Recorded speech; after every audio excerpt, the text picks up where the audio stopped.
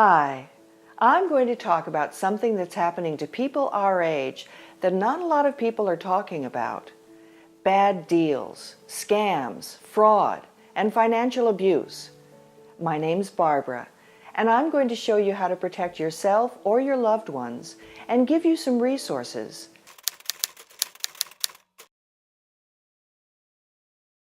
A popular financial product many senior citizens have been utilizing is a reverse mortgage. A reverse mortgage is a complex loan that can cost you a lot of money and put your house at risk if you are not careful. Most unbiased financial professionals will advise you to view them as a loan of last resort. A reverse mortgage is a loan that can allow you to turn a portion of the equity in your home into cash without having to move or repay the loan each month.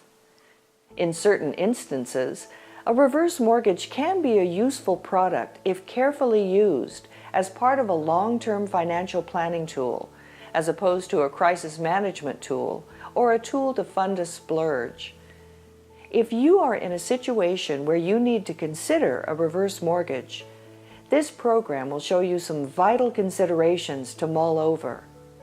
We want you to think before you ink. Take the time to make an informed decision. For example, let's say you take out a reverse mortgage to live off of, and you receive a lump sum in the amount of $100,000. If your living expenses are $2,000 a month or $24,000 a year, you will burn through that lump sum in a little over 4 years. What will you do when the money runs out? There may be better options for you.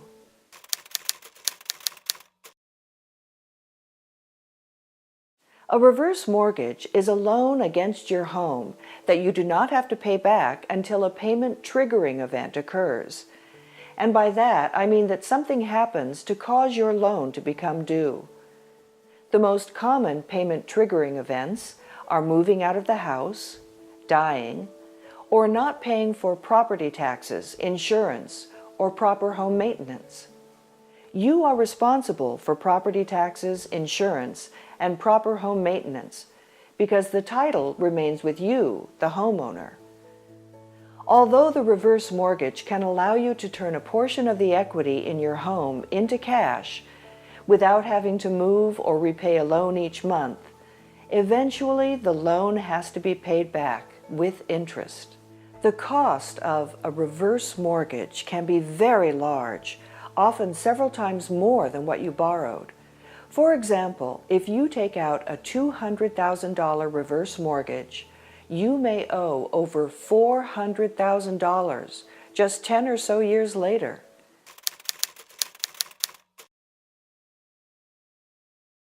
The cash you get from a reverse mortgage can be paid to you as a lump sum of cash.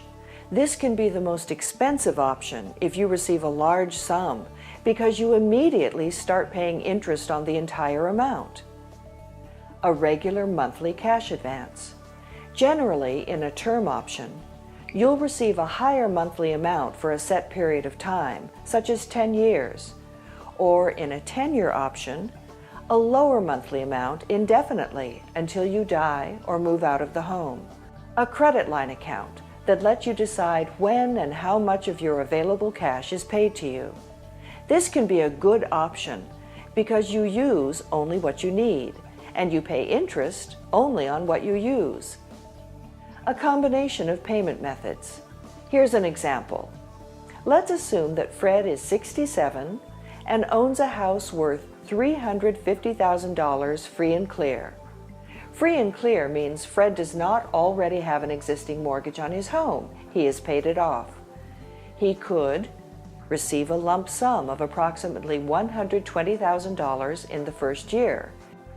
Receive a monthly payment of $1,600 for 10 years, term option. Receive a monthly payment of $1,000 for as long as he occupies his home, 10-year option. Have a credit line with a limit of $120,000 in the first year that he can use when he needs it. Or combine payment methods, such as receiving a lump sum of $25,000 and a tenure payment of $800 a month until he dies or moves out of the home. Again, receiving a lump sum is the most expensive way to receive your money because you immediately begin paying interest on the entire amount, rather than only paying interest on the smaller amounts you receive as you receive them in the other options. The majority of borrowers in default took proceeds in a lump sum rather than monthly installments over a number of years. They relied on a loan to meet basic living expenses, then used up their equity and had nothing left for their remaining years. Rather than taking a lump sum, Fred may be better served with the tenure option that will pay him $1,000 a month as long as he occupies the home. He could use that and his Social Security payments to cover his living expenses.